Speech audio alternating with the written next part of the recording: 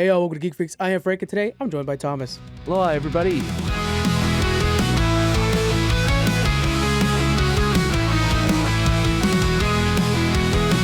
Thomas, it's been a couple weeks since we've seen you around here. You were off in Hawaii hanging out with a kid.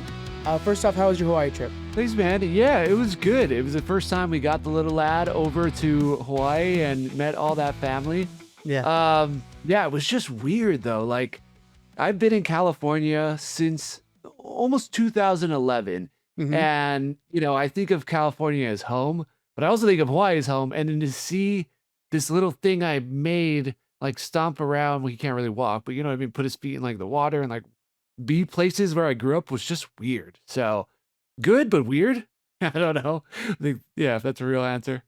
You have to go back, of course, when he's able to understand what he's seeing a little bit better. Like, Daniel just brought his daughter Rain down to Disneyland, and she's pretty much the same age. And it's like nothing you're gonna see, you're gonna remember, but also you want to experience bringing Totally. your kid. So it's like this one's for Yeah. you, and then in a few years it'll be for them. So it's kind of a back and forth, you know. That's exactly what me and my wife were saying the whole time, which was like, this trip is just for us to Yeah. remember when he was this small being here and all the aunts and everybody being like, oh, trying to pinch his chubby cheeks. And, this is 100% just for us. But Yeah. yeah, I mean, because Disneyland too, like, I can't wait to bring him. But it's right now, it feels kind of pointless because you're like, he can't appreciate it. Right. I don't want to buy him a ticket. He doesn't get to like walk around and eat cotton candy and throw up places. Like, I don't want to, Yeah, until you can enjoy one of those badass corn dogs, it's just not worth it. That's what Oh, you get. man. Oof. Oh, Don't get me they're so started on a good. corn dog. Love corn dog. Before we get into the news, first off, this episode is brought to you by our Patreon. If you guys want to go check out our Patreon, we have early release episodes over there. We're gonna have a very cool interview coming out that's not coming out for like nearly a month and a half. I'm gonna release it this week over there so you guys can hear it first. Also, we have 2 conventions coming up that we're gonna have booths at. So we always do the Rancho Cordova Gaming Expo. We'll be there. It's just a really nice place to kind of support the city as they're trying to push esports as an after-school activity for kids who need something to do and want to build a community. So we want to support that. And after that, we have the Capital Creative Showcase that, of course, I'm on the board for, and we have secured so much space for Geek Freaks. So and Distance Learning is coming out too, so they're going to take up space too. Ooh. But we have a Ooh. stage that we're going to be doing panels on. That we're developing the panels now. We're going to have, I think it's straight up like 12 feet wide, that's Geek Freaks, and then like another 8 feet that's gonna be Distance Nerding. It's gonna be big. So come on by, Wow. hang out with 20 us. square feet of Yeah, the Geek it's Freaks Network. of all geeky goodness. Yeah, and That's so awesome. we were talking like, should we bring the prize wheel out? I was like, it might be just too much for us to do the prize wheel thing because the prize wheel, like, it's hard for us to record with that prize wheel. It's such a big ticket item. Everybody loves Yeah. playing it. And then we also bring out like video games for people to play. We bring out all kinds of stuff. We're like, we might want to scale that back and just like be a part of the convention a little bit more and not take up too much attention. Yeah. So we might It's do like you that. can't do it all either, right? It's like if you do the Yeah. wheel, you can't really like talk to people or go off and record Right. or it's like you gotta pick and choose. So And this is the that's first cool though, con man. that That sounds fun. us and Distance Learning are gonna do together. So I was telling them like, make sure you have plenty of topics for us to do a recording on. So that like, let's bank some episodes. Let's get some episodes recorded. I kind of really want to focus on that too. Plus, there's so many interviews to do. It's gonna be a blast. And nobody listening needs to know that. So that's fine. That's back end stuff. Oh yeah, no. Come in. Shit, to be honest, might as well. You don't back in episodes and take off for a month. You don't do that. Yo, I got a cruise coming up, and you're gonna be hearing some old content during that cruise. I'm gonna tell you that much right now. I cannot wait. I'm gonna be in Alaska, and you guys are gonna be hearing about stuff from a few months ago. That's awesome. For tickets that are only $10, just use code Geek Freaks. You guys can get through the door for just $10 for a con. That's crazy good. Let's start off with some news. Actually, let's start off with something you had brought up before we pressed record. The Avatar movie, Aang the Last Airbender, leaked, and it's a detriment to the industry really because there's a lot of animators, a lot of voice actors that deserve a premiere. And yes, it was going to Paramount Plus, but still they do like a red carpet premiere for this and stuff. It deserved its day in the sun, but now it feels so like unsung. Who do you blame in the situation, and how would you fix it at this point? Okay, this is how I know it went down. It doesn't mean it's true, but like this is TikTok. It's a wild place, man. People say things out there, so take it with a grain of salt. But the way I understand it was that Paramount didn't have enough faith in it, so they decided to skip the theatrical release and drop it just on Paramount Plus. And some hacker out there, or I guess distribution, got it and was like, well, if they're not going to release it, like, hey man, check this out, or like burned a copy or whatever, sent it to a friend, and that friend sent it to a friend or whatever, and then by the end of the day, it was Went like fast. millions of views on X or whatever. And so it's not, Paramount was doing their job, I guess, but I do kind of blame them. Like, they've never had faith in the Avatar franchise, it sounds like, like So even wild to when it me. was original that we all know is a classic, like you undoubtedly love it, I love it, like it's like such a true American anime, and it is just like the best well done cartoon I think we've gotten since I want to say since the 90s. Like I can't think of anything else that had done better and reached the heights that had. And Yeah. then to spin off to Korra, and then for them not to support Korra either was just like, man, like when are they gonna understand like people love this, and that the creators love it, and that they put a lot of heart and soul into it, and that it deserves credit, and it deserves a big baller release, and so not that anybody should steal content and put it on the internet, but it's like, man, just like give it what it deserves. Like try it. Yeah. Try a month. What, a month isn't gonna like hurt you in theaters, Like the movie's already done. You've already paid a bunch of people, so I don't know. I don't know. I'm kind of just angry at Paramount in a And little I bit of am a too. way. Yeah. And So it's some of the whispers for their yeah. responses when asked about it at CinemaCon has been like, well, 2D animation doesn't do good in the West anymore. I'm sorry. Did you not just see Demon Hunter? Was it called Infinity Castle? Blow up Yeah. last year? Demon Slayer? I don't remember. But Doomsday. Yeah, yeah, Demon yeah. Slayer. Yeah. Yeah. But that thing blew up. It was wild last year. Like 2D animation has a Mhm. home. Trust it. We have Spider-Verse coming up, and people can't wait for that. Just try it out, guys. Right. Yeah, yeah. And also, it's like to me, I feel like the franchise, like, how could it still be underrated to the studio? You know what I mean? Like, I it know. blows me away. Either you've misleveraged it, or you really don't understand what people love about it. And I think that is a giant mistake. Like, if you're, if Nike all of a sudden was like, let's not put Air Force Ones in the store. Let's just sell them online or something, right? Yeah. And all of a sudden, like Air Force One sales went down. You'd be like, you don't understand your product. Like, you've been in business for how long? You make millions and millions of dollars, maybe billions of dollars. It just seems like, what are we doing? So I just think and also it's like the original cast grown up. It's like the cast we know and we fell in love with in the first place. It's like, yes, I want to go see that in theaters. Yeah. Yes, I want to take my son's too little now, but hey, had he been, 2 years older, I've been like, dude, we're going. You don't even understand what's going on. I'm taking you to this movie because, like, dad grew up with this and now you get to watch this. Like, let's go to the movies and have a day of it. So it's unfortunate. Here's a tough question, and you got to be truthful about this. Have you watched it? No, I haven't. I haven't. Neither have I. Because I think, one, I don't use X, but two, like I do want when it finally drops, like I want the creators to get credit. I want to be Yep. able to say like, I just watched this and man, I was so surprised by this, and so and so and so did a good job. So yeah, I want to because I've heard Yeah. it's freaking badass, but I haven't though. Yeah, I haven't either. I've been good about it, but the same thing where I'm like, I'm hoping to me the only way to save face at this point is just to put it in theaters. And if they put it in theaters, I will buy a ticket for it. So I'm hoping that's what they do. I don't know. The original voice cast is wanting them to do that as well. Uh, but even if it does go on Paramount Plus, like I'm still gonna watch it on Paramount Plus just because, for man, sure. these guys deserve that. But it is so tempting, man. The clips I am seeing, like, ooh, that's some clean shading. You I know? know, I know. I wasn't even looking for it, and it popped up like a Zuko clip, and I only saw like literally 3 seconds because I was like, no. But I Yeah. was like, God, that looks dope. Oh yeah. So yeah, hurry up. I don't. Does it have a release date yet? I don't even know. God, I don't even know if it probably does, but frankly, I haven't even looked it up because of all this mess.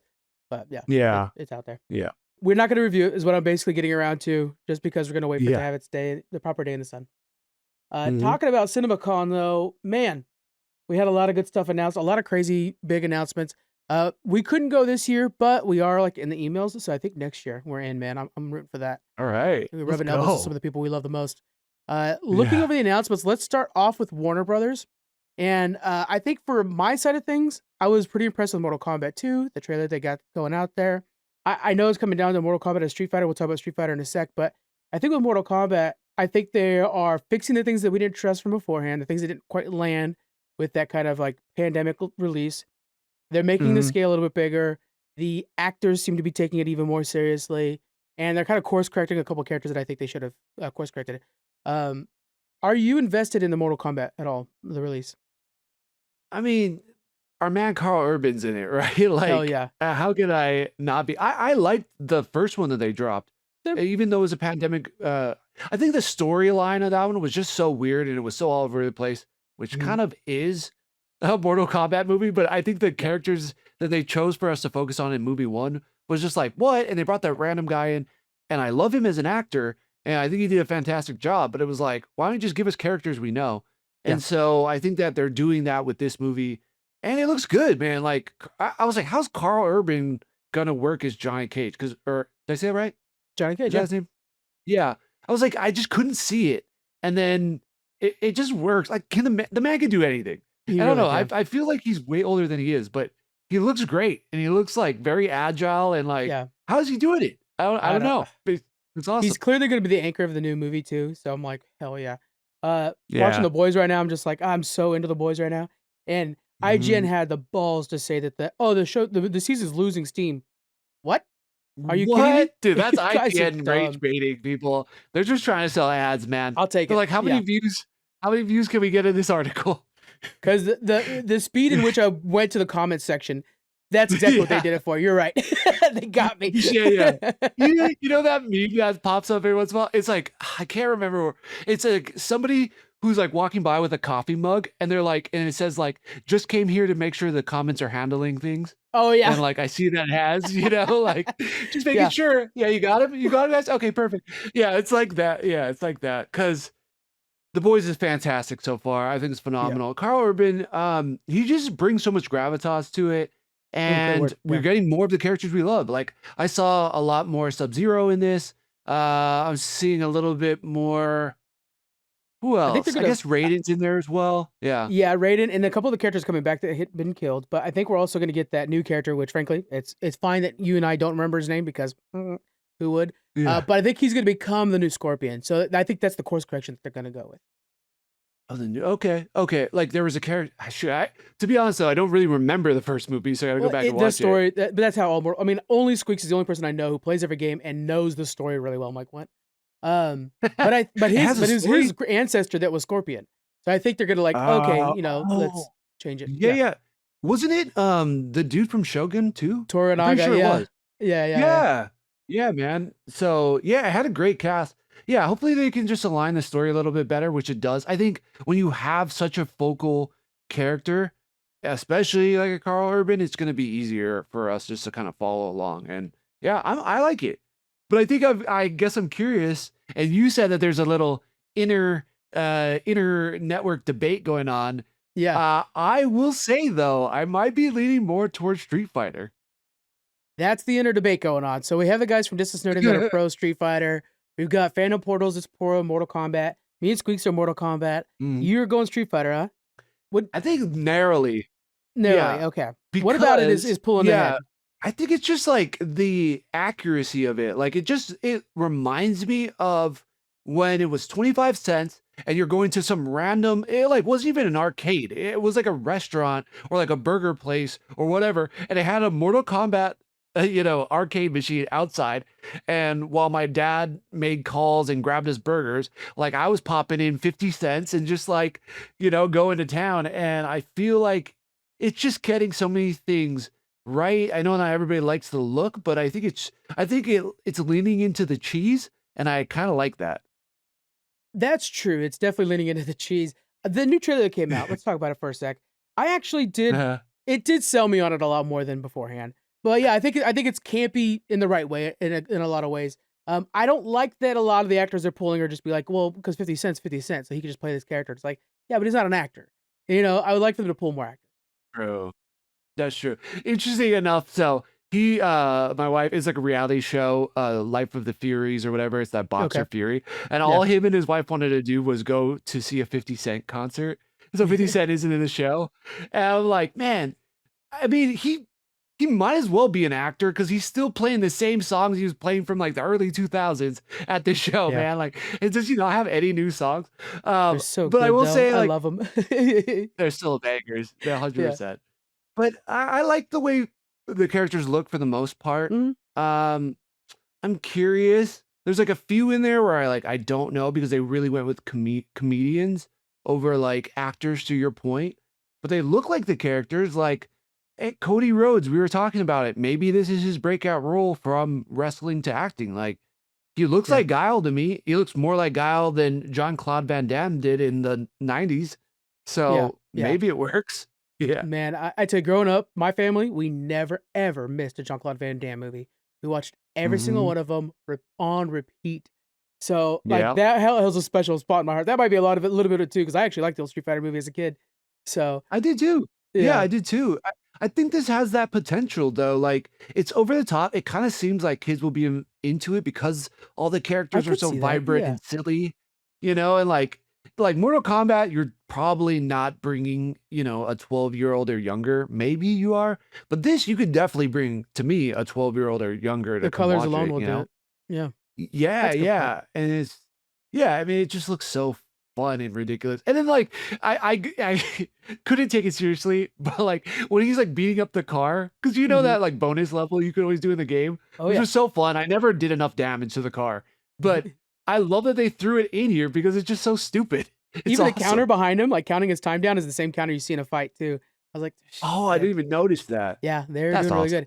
good. One spot in particular, I was like, they might have me on that one. Is they show these guys like fighting in the street and it started panning up for just a second and then it cut away.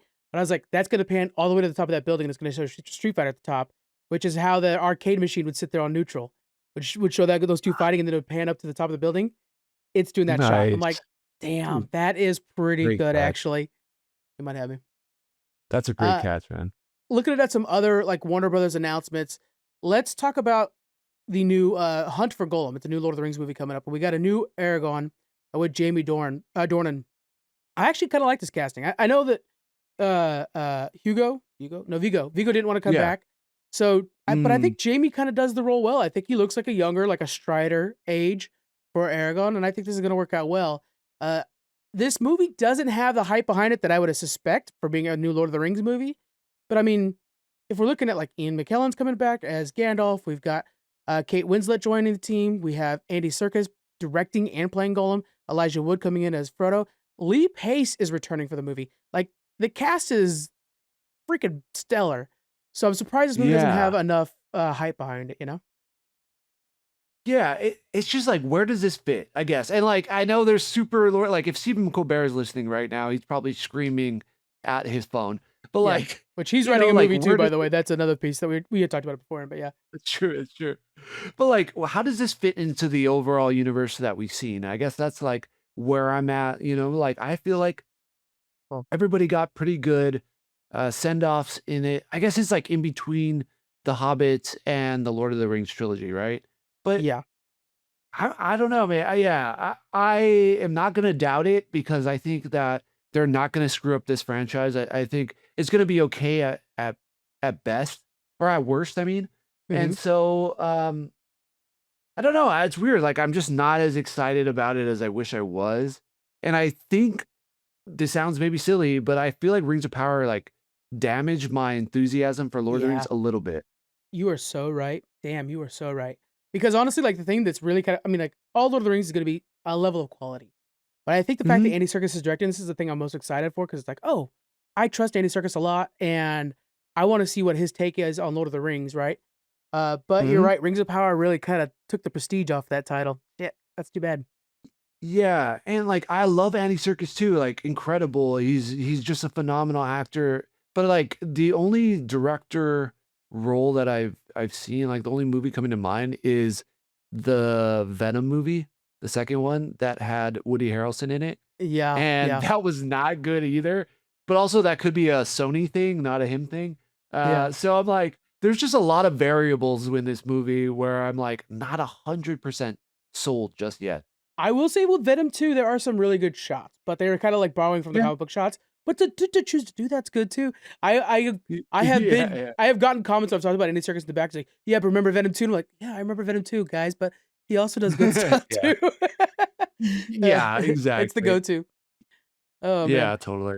Uh, I don't know if it's let's finish up with the Warner Bros. That we know for sure. I think one of the things that we need to really talk about here is they're planning on 14 films for 2026, 18 for 2027, and they had 11 in 2025 to kind of give you guys an idea.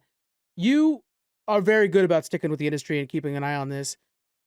Based off of CinemaCons, based off of this, what is that kind of telling you about the future of Hollywood? Yeah, I love it. I think this is very exciting. I think people are looking for places where they can have communal events. And this is going Nice. to sound like real, deep in the weeds. But I mean, live concerts like Coachella is still just getting crazier. There's still so many more people going to it. Live concerts are coming back. And people are like, yeah, there's more stuff to watch, at home and stuff like that. But I mean, I think if the big budget movies have shown us anything, is that there are these moments we all want to go and like see something together. Whether Mhm. it's Spider-Man Across the Spider-Verse, recently it's Project Hail Mary. The Avatar movies are still making $1 billion. It's like for the right things, for good stories will show up. And it's like I love that Warner Brothers is just like doubling down. Also, they should. They had a killer ass year last year, Mhm. with Sinners, with what's some of the other big ones they had? Dune. Like Yeah. they should be like doubling down. They're crushing it with IMAX. They have fantastic directors that are hanging on with their studio they're attracting more talent. I'm really excited about this. And this was like one of the more positive news things for me that came out of CinemaCon, besides like all the announcements. Like we know we're Right. getting some of this stuff, but like this is just really exciting for me. Well, and that's the thing is CinemaCon is geared for theater owners, so it's nice to hear a focus towards them at least for 1 week of the year. And I Yeah. was a big fan of this. Did you hear about the okay? So Ankler is basically like a deadline. It's a trade magazine or trade or a website out of Hollywood, but it's closer to indie than it is to like mainstream, like a Deadline or Hollywood Reporter. The Okay. owner for it was at CinemaCon and handing out pins saying "Stop the merger" and talking about the Paramount Ooh. and WB merger. Well, that's just Yeah. tongue in cheek and honestly, like, yeah, stop the merger, but he has now been blacklisted from Paramount stuff, which soon will be Paramount and WB stuff after Thursday's Oh. vote, and that's a detriment to his entire company. So it's kinda like, you know, it's a shame because honestly, yeah, Deadline should be coming out and say this too, but they're too afraid to lose that Yeah. contract. They're too the access, not I contract, the access. yeah, I mean, I don't blame it. And we're, this is not a political show. We're not trying to get into politics, No, but no, no, there's of just course not. some things that are It's no. undeniable. Yeah. And the family tied to Paramount is also tied to the current administration.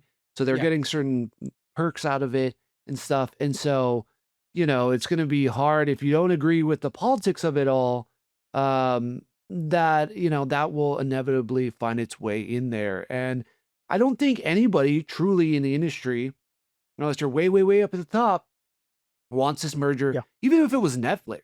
Like people weren't even, it was like, lesser of two evils. You know what I Yeah. mean? Like, which one do I Exactly. go with, right? Should I Yeah. drag my feet through the coal or should I walk over glass? Like, what am I, either way, so I Yeah. think it sucked either way for people at the bottom. But I think just in terms of like industry people, it's like, what does this mean for jobs? What does this mean for Yeah.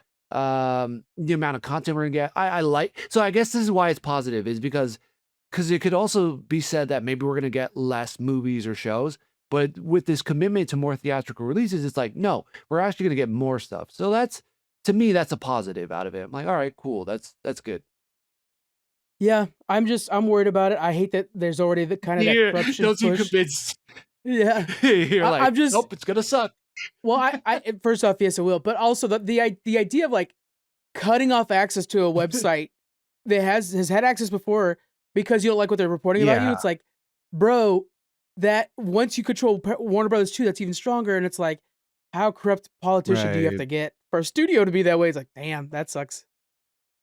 Right. It just kind of, with this year and last year with the whole fight for freedom of speech and stuff, it does feel like a censorship kind of thing, where Yeah. it's like, I know but also like, it is also a business decision for them. So if he's like adamantly encouraging people to not allow them to go about their business, granted, we have to see what the attorney general and stuff is able to put together and say, hey, maybe they're able to stop it, maybe they're not. But I do kind of understand, man, not trying to side with a billionaire here, but like, I'm like, hey, Lex Luthor, but like, it is like kind of a business decision for them in a sense. So just playing devil's advocate, I don't like it. Yeah. I don't think it's right, but I can also see why they would blacklist him. But in addition, you've heard about this too. How many like thousands of actors and stuff have signed a petition to stop the merger too? Yeah, but what good is that gonna do? That's what sucks, right? Like, if they sign that petition and then all of a sudden a movie's coming up and they need the role, will they use that petition as a blacklist? Or are those people just gonna be like, "Look, I need the Yeah, gig, so what are you gonna do?" Like, when 2 major studios or 1 major studio now, shit, you can't turn away yeah. jobs. That's crazy. That's true. I think if enough big actors actually do, it might make a dent, but like that's a Yeah. big if. So yeah, I don't know, man. We'll I would see say the how one actor that yeah, could there's really have some big say over it is Tom Cruise, because he got Mission Impossible and Top Gun, 2 of their biggest franchises. right. That's a good point. Yeah. Yeah. I mean the you're right. Like I'm trying to think of because my mind instantly went to directors who are tired of Warner Brothers, which is like Christopher Nolan Yeah. and Ryan Coogler now being like really tied to Warner Brothers. So I don't know, man. Yeah. I don't know. I mean, we're getting more movies. I think that's a win, but yeah, we'll see. Damn. When you said Ryan Coogler and Christopher Nolan, I'm like, I would ride at dawn for those 2. I I know, am so right? I am so in on anything those 2 you wanna do. Like, yeah, you guys wanna start Yeah, a new coffee shop? I'm buying a cup. dude, 100%. And not only that, like add in, I just thought about too, Denis Villeneuve is in there too. Like Oh, yeah. Denis part of Who the does Warner all the Brothers Dune fair. stuff. So it's like, yeah, like if I think if all three of those guys were like, we're not doing a movie, unless this doesn't go Yeah, through, maybe something would change. But like, that's a huge if. That's a drop in the like, yeah. that's a big one. I don't know. Let's Yeah. shift away from WB because that we don't even know if they're gonna be here in a couple months. Thursday's the call on that, guys, and I will be tuning in and giving feedback on that on our social media, so we'll see how that goes. It's unlikely. But the thing I want to talk about right now is that Godzilla Minus Zero coming out that Yeah. headed to New York. The trailer, he's Mhm. like flying through a floating city. This shit looks insanely good. Um, I don't know how they do this with this budget. It's magic. They're using magic. Yeah. Crazy enough. So I didn't see this trailer. I've only heard about it. Oh But my I god, yeah. just yeah, is it like I'm sure okay, so the things I've seen, it looks like the first one, but he looks bigger. He looks bigger, like he got a bit of an upgrade, like the scales are a little bit like heavier on his back. Um, Okay. he's like Japan's decimated still, but now he's in New York. He's headed to New York. You see him walking past the Statue of Liberty. And the main character from the first movie is now flying a bomber, flying through New York, trying to like fight Godzilla over there. It's bringing back his family, and yeah, there's one part where, for whatever reason, Godzilla, maybe Mothra or somebody, like lifted up a bunch of like houses to where it looks like it's like a floating a cacophony of buildings, and he's trying to fly this Yeah. bomber through them. It looks incredible. Wow. Yeah. Damn, that's super cool. All right. Well, you're the first person that's like really talked about the trailer. Like people are like, "Hey, Oh, we're really? getting like Godzilla Minus Zero," which I'm pumped about. I loved Godzilla Minus One. That was one where I was like, "Man, I'm going back in theaters," and I didn't. I watched it at home, but I was still like, "Man, this movie's fantastic." So I think that's good. It's interesting how they're bringing back the main guy though, because he almost like died in the process of trying to kill Godzilla. That Yeah. obviously didn't work. So they got to really convince. I mean, movies do it all the time, but they got to really convince me there's a reason for him to not be in Japan and to like hunt Godzilla down in New York.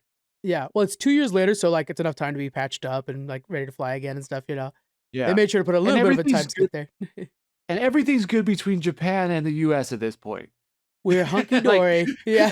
we're all good at this point in history. Everything's fine. Don't Google that. Yeah. Oh Well, we goodness. just forgot about, those massive cities where everybody got turned into ash. No big Yeah. deal. Oh god. All right, let's move over to some other stuff that got announced here. We're gonna look at the Fokker in Law trailer. So these have always been stand-up movies. They're not bad movies, but I thought the last one, like, okay, everybody's older now. You can't keep making these things. Robert De Niro, my Yeah. god, the guy's gotta have a cane right off camera. Uh Now they're bringing Ariana Grande. This this shit works, man. This is gonna be a good. We talked about before about these middle budget movies. This is like a pinnacle middle budget movie in modern Hollywood. This is what we need. Yeah. I'm stoked. Yeah, because we get so few comedies. This one was a fantastic one. Yeah, Ariana Grande, she's killing it. She's a queen. Like, yeah, I'm super on board. Also, like is it her boyfriend Yeah, or fiance in this? Is the guy Skylar from Gisondo. Superman. Yeah. Yeah, I never know his What's name. the He's deal got a with this crazy guy? name. His whole deal is like, I'm gonna be the most average looking dude ever, but pull tail. What is it? What is up with Exactly. that? Yeah. Average looking, like just boy next door, like doesn't even like do anything crazy. He's not a Yeah, bad boy by any means. And yeah, just gets like all the hottest girls. yeah. I don't know, but I wish I was him. If you guys ever Like it watched sounds good. Righteous Gemstones, it's just such a classic show of mine. He is the eldest son in that show, and as the show goes on, you start to realize Oh, like, oh, he's the proper heir actually too. So like, he rides motorcycles, he becomes a stunt man. He's also the best preacher. It's funny. Uh, yeah, Skylar's dope. I don't get what the magic is with this guy. He's in the by the way, he's in the Vacations movie, which was kind of a reboot to the European Vacation, National Lampoon Vacations. oh, okay. Incredibly funny, so funny in that. Check it out, guys. Damn, nice. That's Yeah. probably it. Yeah, that's it all the way. Man, lucky guy. So we have a couple things that are in the works. Call of Duty movies coming out June 30th, 2028. I'm not excited about that in any way. I think it's just going to be a shooter and they're going to slap a Call of Duty title on it. Shame. Yeah, they have. I mean, they gotta have some kind of talent tied to it. You know what I am excited about? Krieger talked about this.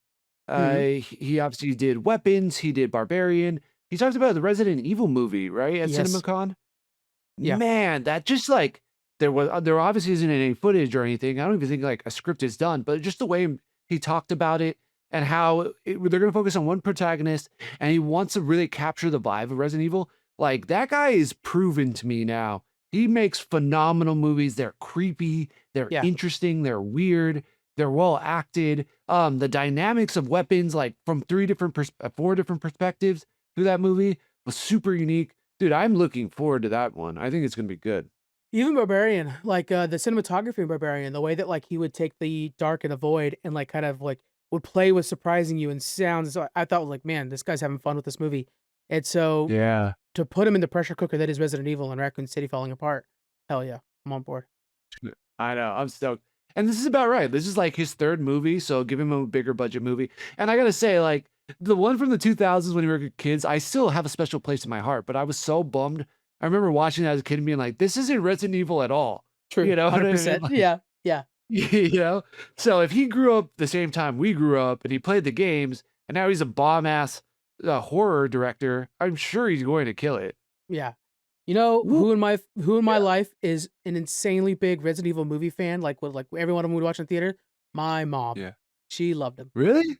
Oh Yeah, wow. every one of them we saw in theaters. Yeah, You know what? There was something about moms in that movie and also like Underworld. Like I remember like Mhm. Scott's, my friend Scott, his Yeah. mom loved that movie too. And she really loved the Underworld friend. I don't know, there was something about that time where moms were like, this scary shit is like perfect. This is like I'd right bring up our back alley. I don't Underworld. know. I mean, that last Underworld was trash, but like let's just follow up with another one. Like I'm down for that. That was fun.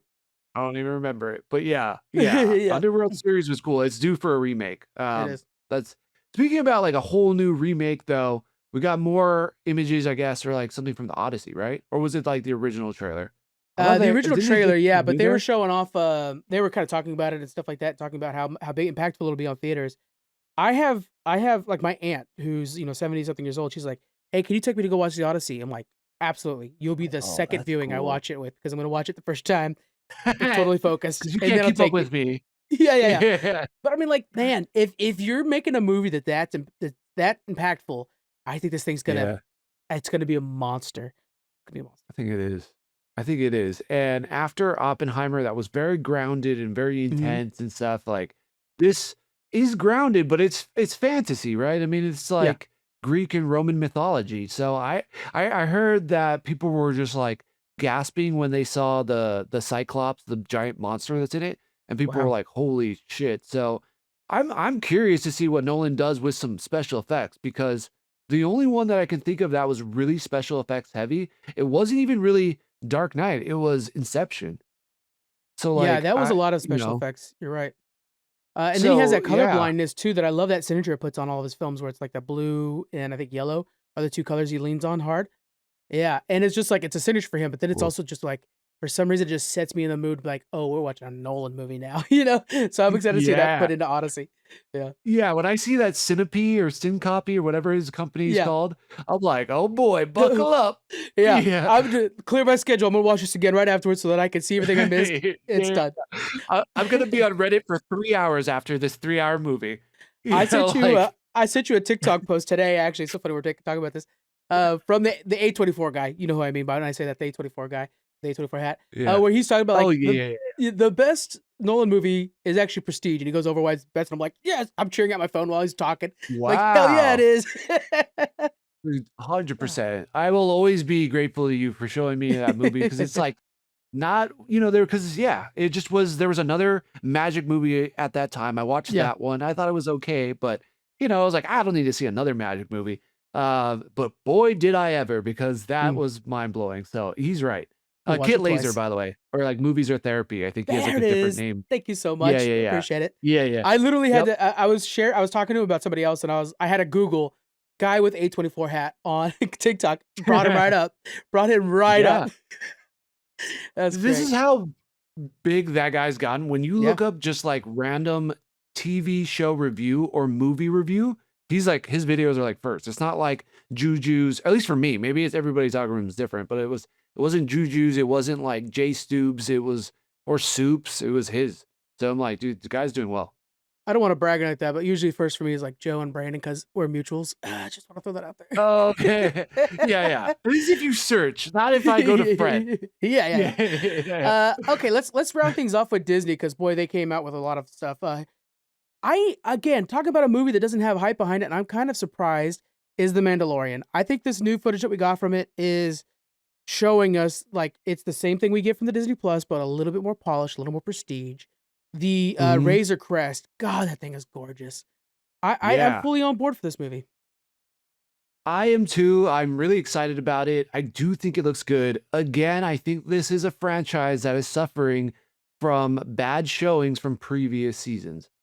Meaning like, Okay, why did we get Mandalorian 2.5 in Book of Boba Fett? that And was dumb. why was the best episodes in Book of Boba Fett in a not so great show? Why Yeah, was season 3 really not about Mando? Like I know that Pedro Pascal had other things to do, but we all know he's voice acting most of the time. So why did it matter if the story was about him or not? And don't get me wrong, I love Bo-Katan. Bo-Katan is my girl. She's a shit. But it also should have been a story about two Mandalorians finding their place. One finding their place after actually both of them finding their place after redemption and going home. And it was yeah, mainly about her. And then you lost Mando. And then it was like, so I think Mando is suffering because of those letdowns over the last few years. And these stories have been not analogies. What is it where it's like a new story every episode? I'm like blanking on that yeah, like an word, but anthology. basically Yeah, anthology, thank you. yeah. I think because it has been an anthology too, it's like, what can the movie be, you know? Mhm. So I don't know. I'm hyped about it, but I know that these are uphill battles. Also, the Razor Crest, dope. Why does he have the Razor Crest back? Why? Yeah, they're gonna find a reason There. because they were like, "'Cause we need to sell the toys." Yeah, Yeah, but like that kind of stuff, I think, fans are keen, and yeah. I think there's just a lot of explaining that needs to be done, and also we don't know what the story is, and I'm okay with that, but I don't know. There's just a lot to prove to the general audience, I think. I think part of the problem is that it's always been on Disney Plus. So when they see this, they're like, I mean, I watched it on Disney Plus. I don't necessarily need to go to the theaters for it. I think there's a lot more hype for Starfighter, a fully new project inside of Star Wars universe that feels like, oh, a Star Wars movie's coming to the theaters again. And it's like, there's one before that. It's this, but you guys are just used to watching it on your TV. Yeah, that's true. I will say, like, I'm probably more hyped for Starfighter, but no, I think Starfighter is gonna be a better movie, maybe. But I'm probably more hyped for the Mandalorian just because I want to see Mando and Grogu on like a Yeah. real, like a epic adventure, and like capture maybe some of the glory that was season one. Yeah. Yeah. And even within the newer seasons, there were definitely times where you're like, cinema.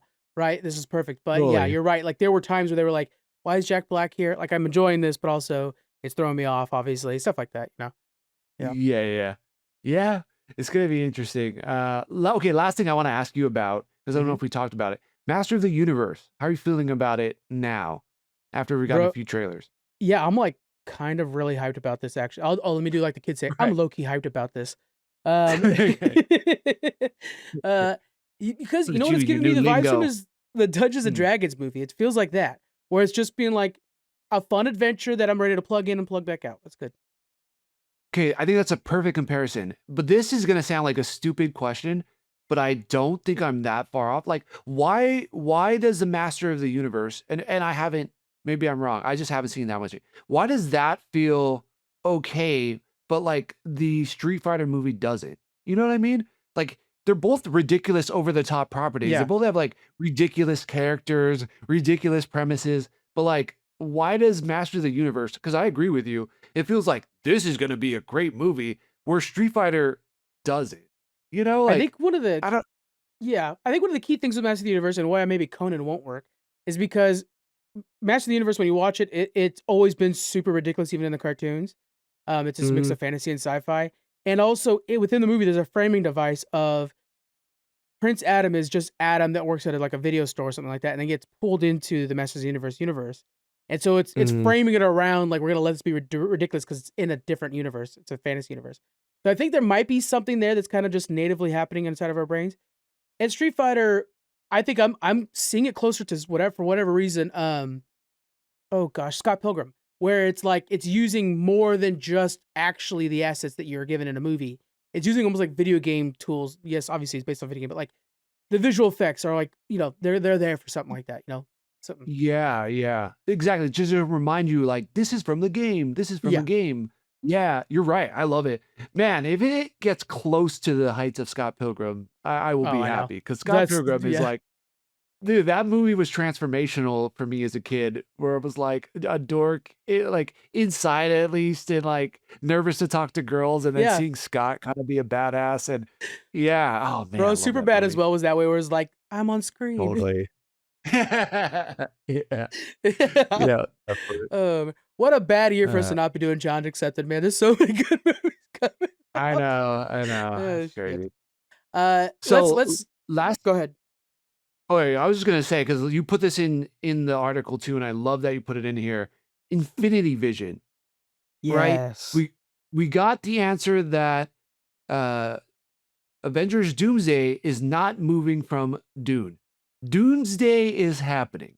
So Yes. like they're going to be battling. So rather than them being able, meaning Marvel, being able to take IMAX theaters, they're like, screw it, we're going to make our own type of IMAX and made it Infinity Vision. What's your take on this? It's just a marketing ploy. It's not gonna mean a damn thing. The best part of all this is that they said they're gonna put Avengers Doomsday back in theaters. So or not Doomsday, Endgame back in theaters. So I'm like, Endgame. I'm there. Yeah, I'm there yeah, for that for sure. But yeah, it's kind of funny. The whole thing is like because WB has a contract with IMAX, so they yeah. can't compete with it. It's gonna be a glorious day, December 18th. That day is in the brain. Yeah. I know. I know. Are you gonna go back to back? You think? Yeah, I think I will. Will you do that? You think so? Yeah, let's do it. That's a challenge right there. Damn, that yeah. Oh my god. We gotta get yeah, we're gonna have to make sure we have people with us. We're gonna need Gatorade. We're gonna have to like Yeah, yeah, that's gonna yeah. be because it's not just like 2 movies, it's 2 long ass movies back to back. Oh Just man. a pee bag taped to my leg. That's how I'm going in there. I'm warming up, guys. Speaking of Avengers, we have a description of what's going on in the new trailer that was released. Dear God, Marvel, what the shit? Give it to us. I want to start off with Mm. Shang-Chi versus Gambit. I never would have thought those 2 fighting, whatever. But as soon as that was told to me, I'm like, man, for some reason that fight is gonna be so sick. Like it's gonna be It so perfect. is. Yeah. I know. Yeah. Hearing how he's like deflecting the cards with the rings and everything. Man, that I can't even like I don't know. Maybe maybe my imagination sucks. I can't imagine it, but like I want to. Like I just want to see it with my eyes. Like I want to see it, him like blocking cards and them just exploding in the background. And Yeah. also like a It's gonna bow be staff fast, versus ring. projectiles, yeah. Yeah. Frick, it's gonna be so sick. Oh, okay, yeah, Exactly. I'm hyped about that. Release that shit already. Thor's reuniting with Steve Rogers.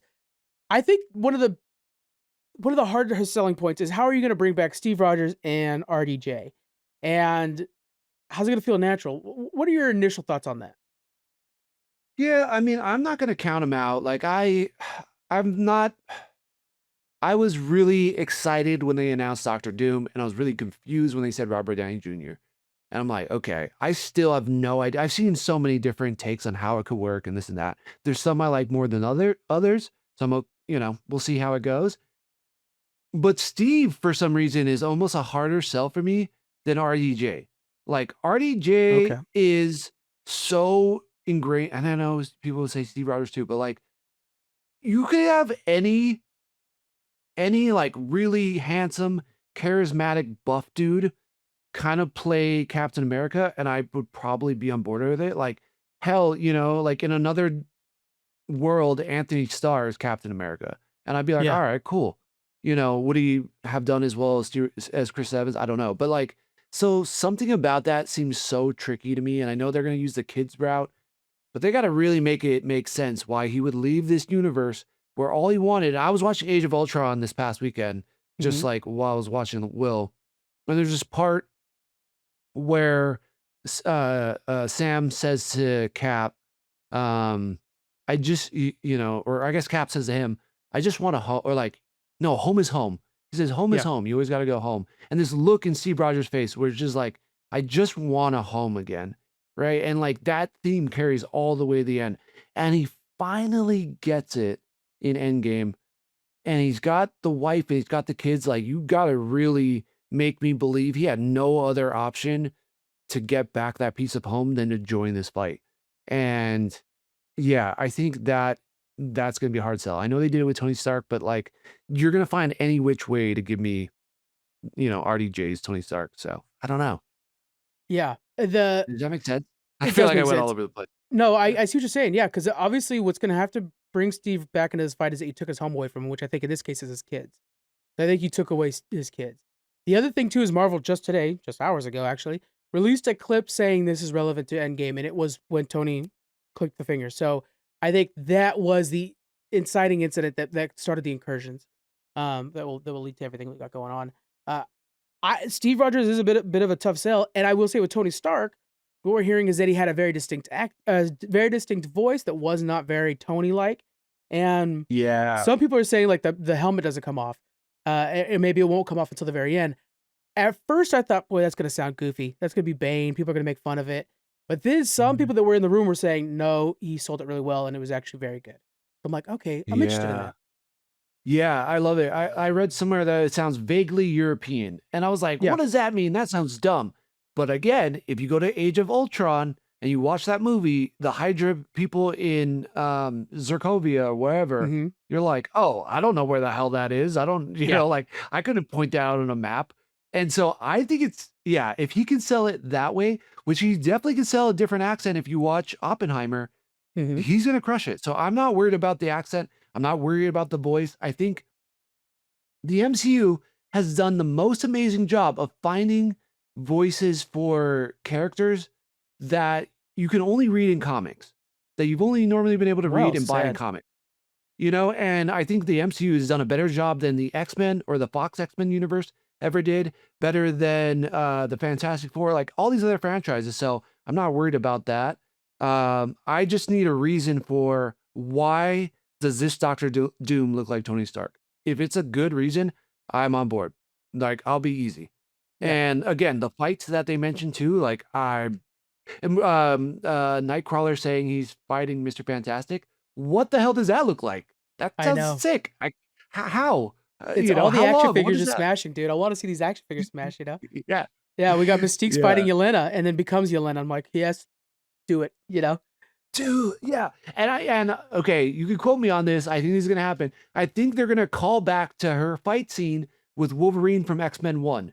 There's gonna be some exact Mm, moves in there. I think they're gonna do the same thing. It's gonna be obviously different weapons because it's not like hand claws, but I think she's gonna do the exact same move on Yelena that she did to Wolverine back in 2001 X-Men. damn, that's hot. Rebecca Romaine back as freaking I cannot I wait. know. Yeah. Damn, it's so Yeah. good. And then the last thing, Doctor Doom catches Thor's Stormbreaker, and at some point, Thor comes out and says that he has never feared an opponent more than Doctor Doom, and I think that it links back to what we were saying with Steve Rogers. I think it's his daughter is uh, at risk, and so I think it's like Yeah. all about protecting your kids and how much that elevates everything.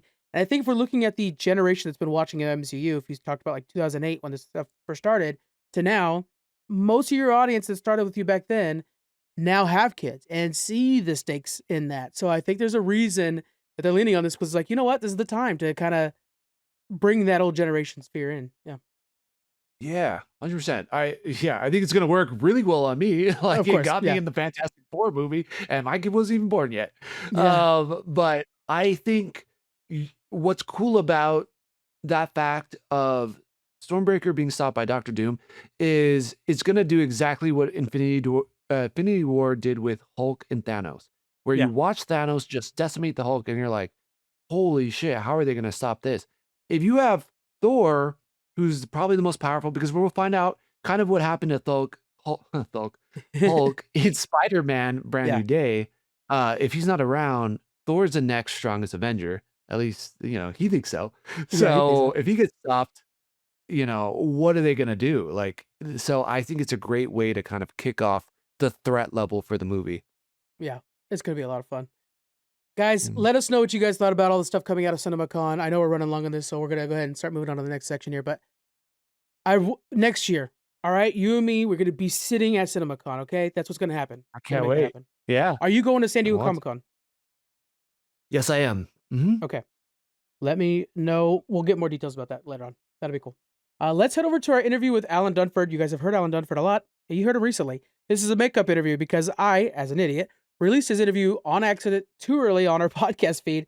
So I was like, Alan, come back on the show. Let's talk about it again. Let's talk about it a different way.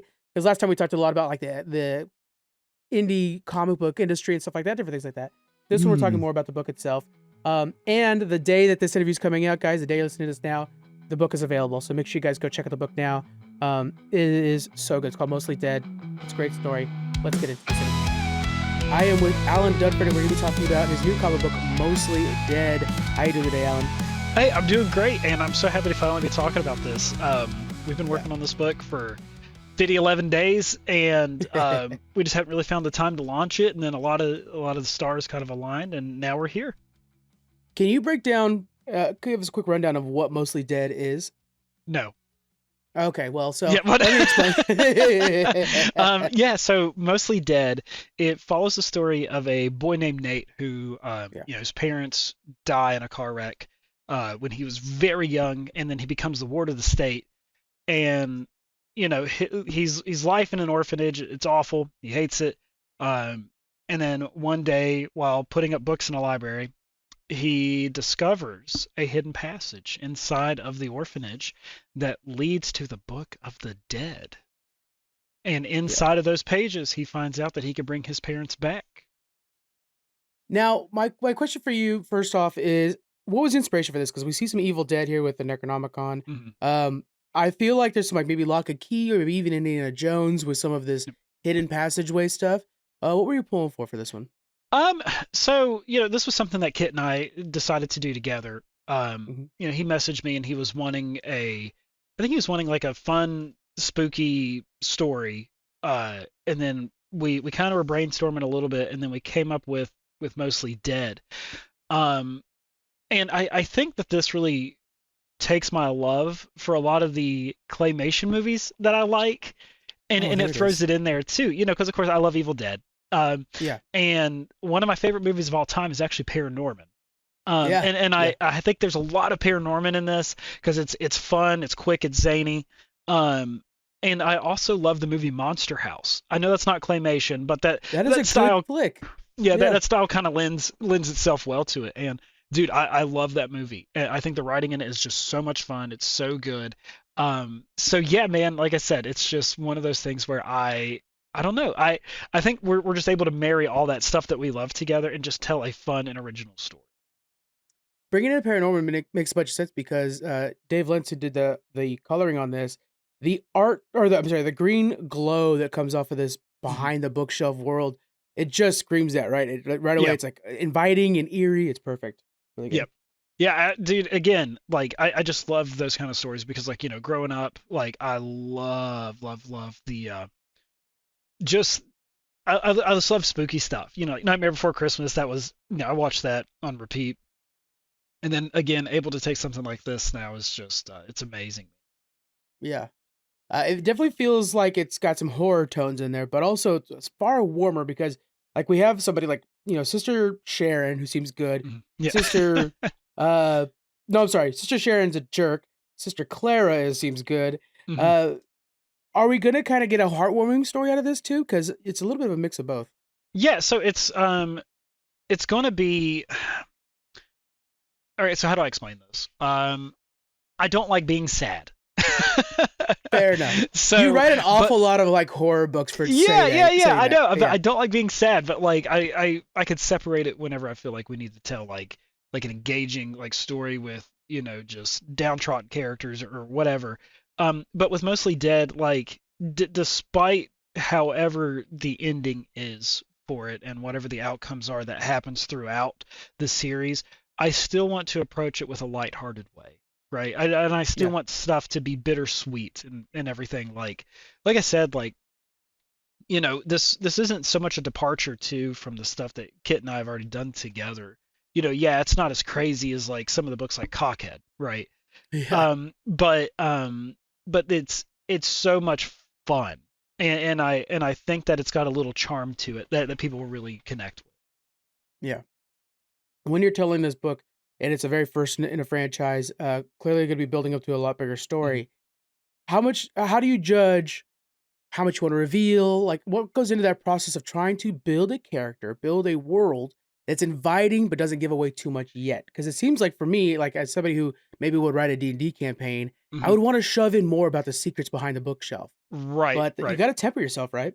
Yeah, 100%. So I think that's one of the things that like that's the hardest for me as a writer, especially with telling a story because like it's so funny. I was saying this before. I love slow burn stuff. Like I Yeah. love movies that are very atmospheric and they take a little bit to build up and then the meat of the story isn't until like the last like 20 minutes of the movie, right? Like Yeah. Coen I don't know. Brothers style. Yeah. Yeah, I just love stuff like that. But like with my writing style, it's different from that because I don't want the reader to be bored, right? Or what I feel like they would be bored, right? Right. Because my name doesn't sell a book yet. Like I wish it would. I wish to be like a new Allan Dunford joint coming soon, and then everyone would just get on it. But like, still from where we're independent and we're still trying to capture as many eyes as we can and stuff. Like I feel like sometimes we just need to like go, right? Like so that's why I always try to take like the first like 8 to 12 pages and like we have a little bit of our world building and stuff and then we have a fun like okay so this is where we're going and then issue 2 I can really start getting into the lore behind stuff and issue 3 really develop it and stuff like that. I was telling Squeaks about Cockhead, and What a sentence. I know, right? And then we started talking about your comic book. But then Yeah. I was telling him, oh, it's done by Allan Dunford. He's like, who's Allan Dunford? I was like, Pocus Hocus. Like, oh, I love that guy. Okay. So Oh, hilarious. Okay. maybe your name doesn't get there, but your books are still getting there. Yeah, So that's the good. titles get there. Yeah. Yeah, dude. Yeah. Yeah. With this one, how are you wanting to making sure it's got its own identity compared to your other books? Because there are other books that you make that Mhm. are like the horror comedy genre, but Right. this one has that different vibe. How are you doing that? Like I said, it's the charm with it. Like, the other books are really, how do I word this? They're like gore focused, because like it's like that kind of Yeah, like I see that. that kind of like dark comedy, right? Like Yeah, that like in Grandma the sense of Chainsaw for sure. yeah, Yeah. Pocus Hocus, like there's a lot of action in Pocus, a lot of bloodshed, stuff like that. Mhm. Like, but it's still a funny story around everything. Um, but again, like with this one, like I just really wanted the narrative to be the main character of it. Yeah. Like, of course Nate is the main character, but I really wanted the story itself, if that makes sense, to be the real driving force and the mystery behind everything. Yeah. Yep. So with this one with Nate, and then we have sorry if I'm wrong. Is it Little Bites? Is the other one with the Small werewolf? bites. Yeah. Small Bites. Sorry about that. Yeah. You have these child characters coming in. Do you think that's being influenced by the fact that you're kind of a newer dad now? Are you starting to pull that Dude, in? Probably. And it's so funny too because like whenever Kit and I are developing a lot of this stuff, like I I think our heart both really align together with we love the idea of all ages books, Yeah. especially pushing the limits of what all ages can be. Mhm. Because that's the thing, right? Like, yeah, this book may be very lighthearted and stuff, and 7 years like fans of Gravity Falls, right? May absolutely love this. I was Um, literally trying to think of that name earlier when we were trying to think of the animated. oh, I that's was that's Gravity so Falls is what I was funny. looking for. Yeah, Yeah. so yeah, so like fans of Gravity Falls, right? Gravity Falls Mhm. is geared toward like TVY7, right? But dude, Right. I'm 36, and I think Gravity Falls is hilarious. Yeah. Like it's so it's like it's what you get out of it because we get to put like a little of the subtle humor and stuff like that in. Yeah. Was there a moment when you were creating this that you realized that you had something bigger on your hands? Uh, because I know that, like, I know you have so many things coming out of you, Hmm. but this one I feel like is really setting up a world that could be expanded upon. Yeah. Like we were talking about Great About Chaser, like that was clearly a four book Hmm. story. This Yeah. one feels like, oh no, this is an entirely new franchise. Did you realize Hmm. that halfway through? Yeah, so the original intention was to make this four books, which we will.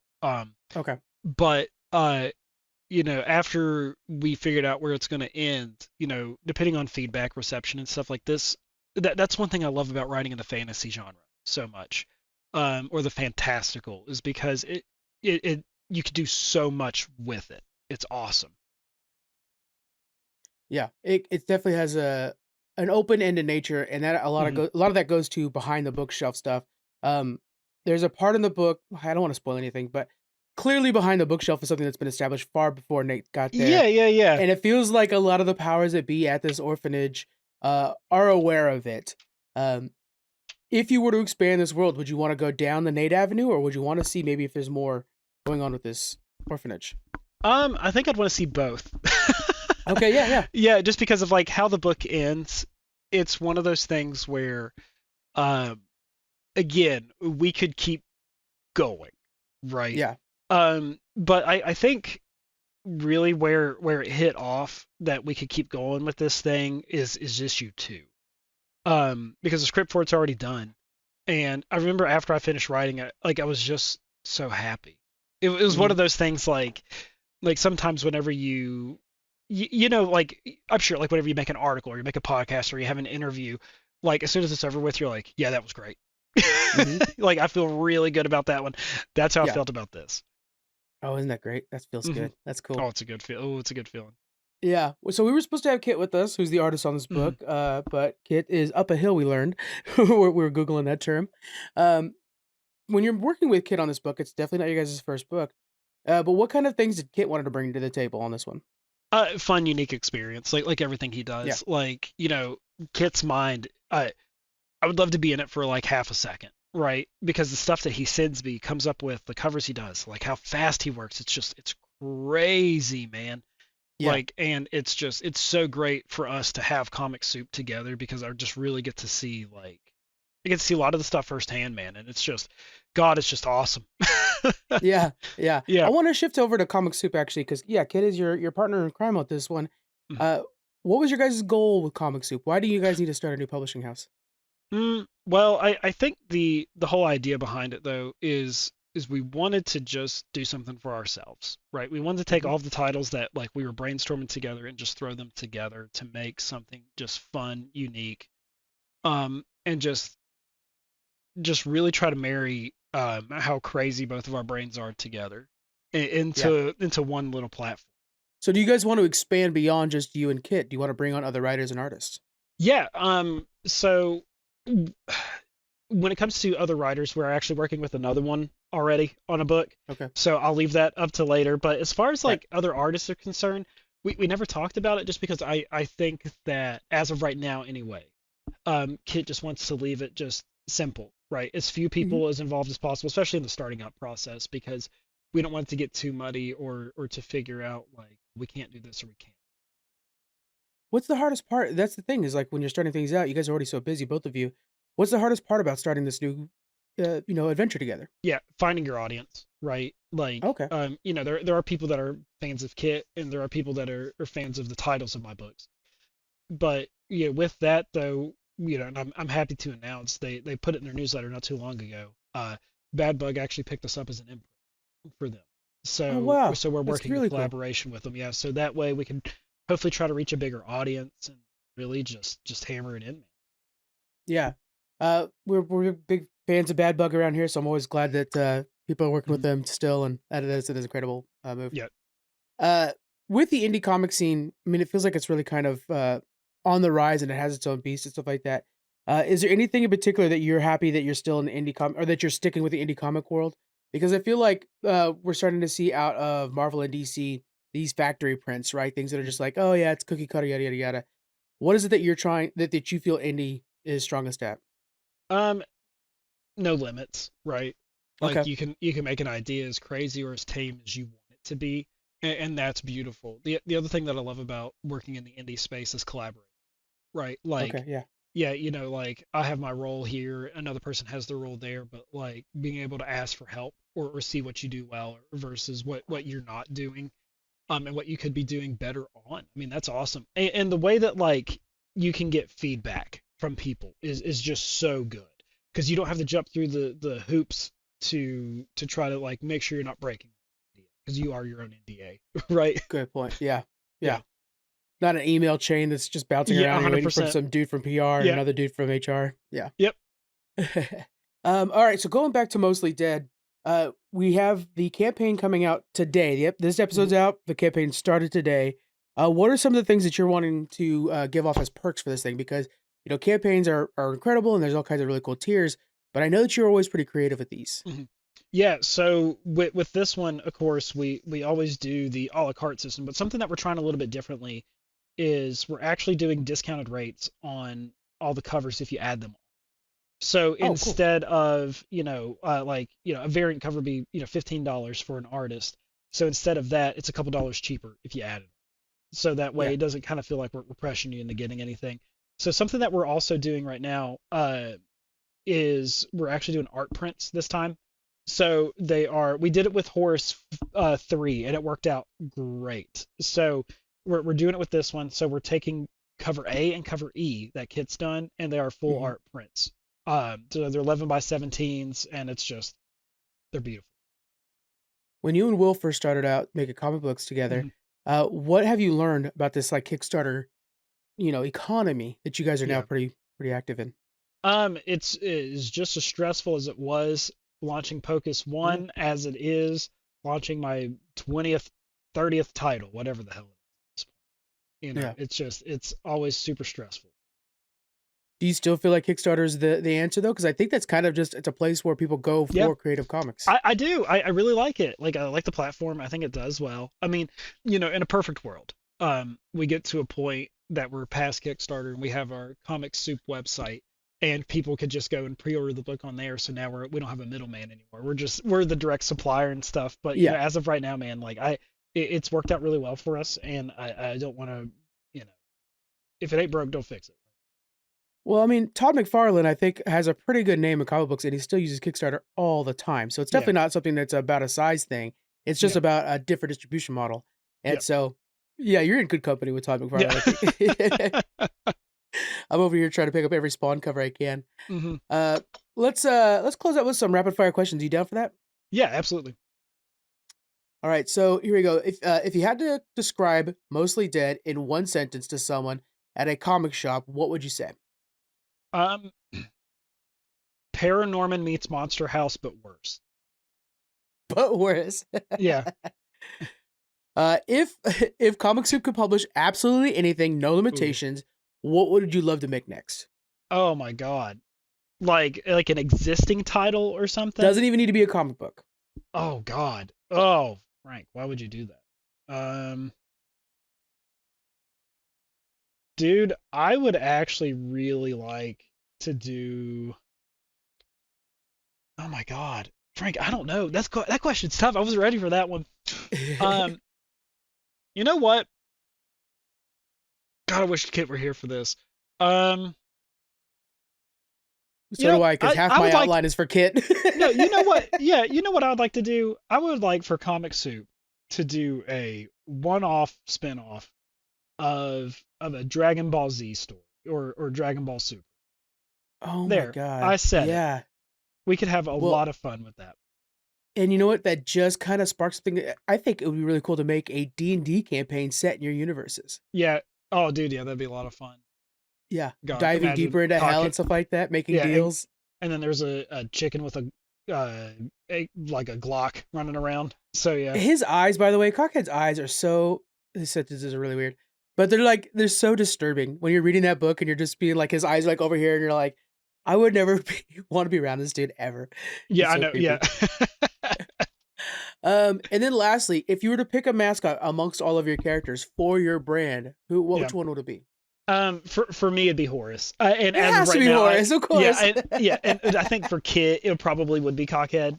Just because like that thing is just, it's so funny. It's so Yeah. yeah. I wouldn't mind seeing a crossover of those two. Okay.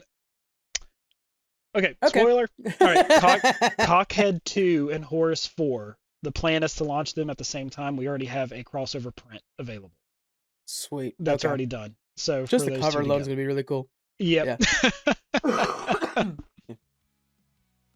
Well, Ellen, I always love chatting with you, of course.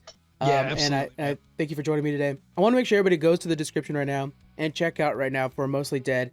You guys could join the campaign now, and then once you buy a copy of the comic, you can also get the digital copy and add it to panels. We've talked about panels before in the past. I literally read this comic book on panels, testing it out, and it worked great. So make sure you guys are checking out Mostly Dead in the description. Alan, thank you again for joining me today. I appreciate it, man. Hey, dude, always so glad to be here. Thank you so much. All right, that is again Allan Dunford. The book is in the description, guys. Available today. We are such big fans of Alan, obviously, and yeah, we love him. Let's get through the network right now. Distance Nerding is got some coverage from FandomCon. You guys have definitely seen some stuff from FandomCon on your feeds, I'm sure. They were there. They're going to tell you the details of actually what happened, and yeah, make sure you guys check No that laughing. No laughing, Frank. It was, it wasn't a great con. It wasn't a great con, and these guys made the very best of it. And so yeah, it's interesting. Over at Outlast Podcast, we're talking episode 8, and the demise of Dragon Slayer. He's finally down. I hate that guy. So that was a really good episode. Season 50 of Survivor might be one of its best seasons ever. It's well. Fandom Portals is talking about the best Spider-Man, and they are wrong.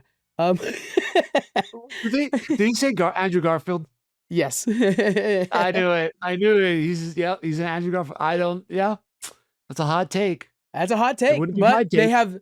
they have a very good defense for it, I will say. But I don't like the I fact that can't he's wait. like, my least favorite's Tom Holland. I'm like, well, now we have to fight. So- Yeah. All right, that's interesting. That is quite the interesting take. Yeah. And then a last reminder by the way, the rest of the network, we have podcasts that are like happening, some that are on archive, a couple that are in development. It's a light time for the network, so it's been good for us, really, frankly. For Geek Freaks, just a reminder that we're going to be at the Retro Cordova Convention on May 2nd, and then on May 9th, we're going to be at the Capital Creative Showcase. You can get those tickets for the Capital Creative Showcase for only $10. Come see me on stage doing panels. You can get that for $10 if you use code Geek Freaks. Let's end things off with a recommendation. What's your recommendation for the week? Beef. Beef. Yeah. Go watch Beef. No, yeah. Okay, I'm curious about this. Okay, Euphoria is back, and Hacks actually, as far as I know, did start. Did it start So already? Okay, I Hacks- wasn't sure if it was starting or starting.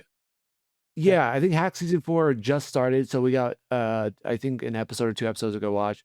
And then yeah, I've already talked about Beef. Yeah, what about you? Have you seen Euphoria before? Yeah.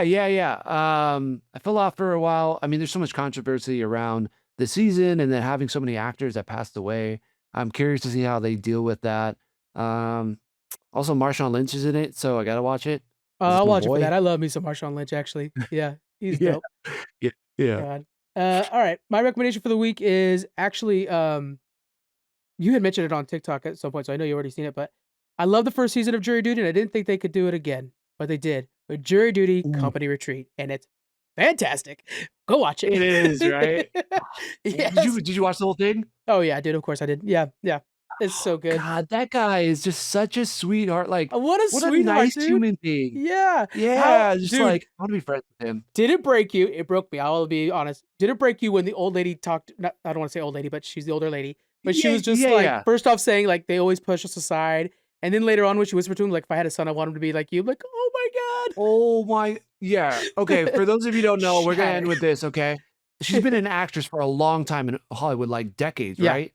And she barely got any roles. And she's like, now that I'm like older and like she's got all white hair and everything, she's like, they don't want to like cast me in anything. And he's like, you gave me another opportunity and you never like talked down to me. You just accepted me. Because funny enough, he doesn't know she's an actor. He's just treating her like a coworker. Yeah. And he was so sweet, encouraging her. And like the veil came off, the mask was off. Like she was Oh, just yeah. being honest, like, thank you. And man, that chokes me up for sure. Yeah. I was like, oh my God. And then when What you a look back guy. at like they did a clip of kind of showing back to the, and it's like, oh yeah, they both put the little like the watch on the the grandma, the rocking grandma, and it was like, oh, that's a Yeah. fun little prank they were both doing and stuff. It's like, God, they just picked the right people. Like the first season too is so They good. I didn't do. think they could beat the first season, frankly. Um, Me too. but Me too. they did it. I don't think I would do good. I don't think I would be fooled because I'm too chronically online or chronically into the entertainment business. So I recognize Yeah, like yeah. 5 of those actors where I'm like, oh yeah, you're from Veep. You're Ugh, from, I've seen you from this. I've seen you from that. So it wouldn't work on me, but still, it's just so neat how well they do. And I will say we one more thing too. The fact that that yeah, final episode is all production stuff, that's such a good editing choice. What a great that is choice. cool. That was a great choice for that. You're so right. And then he just showed like all the cast and crew coming out. Man, that was yeah. So it was so funny. So speaking of that, though, we tried to prank my dad. Like everybody knew, besides my dad, I thought, like what the show was about, because he like left the room when I was explaining everything, Oh, and cool. I was like, everybody just pretend like this is just a documentary. Like, don't say Yeah. anything about the actors.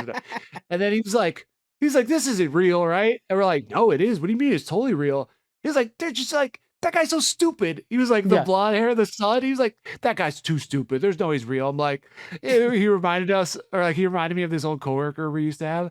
I was like, he's just like Jeff, man. Like, just like Jeff. What are you talking about? Jeff would say that. He's like, I guess, like, and Yeah. he's like, no, he's like, is this The Office? And we're like, no. And then I explained to him because and so he figured it out. But yeah, I wonder, like, you need the perfect person who's just enough gullible and still super willing to help, you know? Yeah. And I think there's I think that's what they're looking for the most because they said like 2,000 applications for the Oh, reality show that is the more actual like retreat. oh But yeah, I bet when yeah, they're going through those, that's what they're looking for. Somebody who's like so generally just a nice guy kind of thing that they'll plug yeah, right into this world and believe it. totally. Because like, yeah, the guy that was giving this, though, that was the one that was like, this guy's an actor, I know for sure. The one that like climbed Everest and lost his balls. I'm like, I've seen him in a million things. Oh So, really? yeah. He's Oh on Curb shoot. Your Enthusiasm and he's on Arrested Development. Yeah. Oh, that's funny.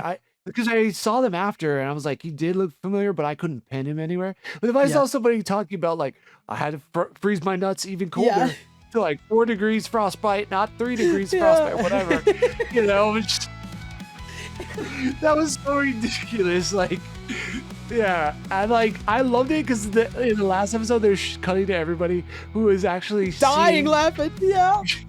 and they all have to like act serious about it. It was so Oh. good. That Well, show this was is the best phenomenal. damn advertisement for a jury duty company retreat ever, guys. Prime, pay us 100%. for this one. Come on. Seriously. Seriously, this is its own clip. This is bonus Yeah. content right here. Oh, God, I might have to rewatch that too. All right, guys. Thanks so much for joining us. I know this was a long one. That's just how it is sometimes. Hope you enjoyed. We'll see you on the next one, guys. Bye. All right, well.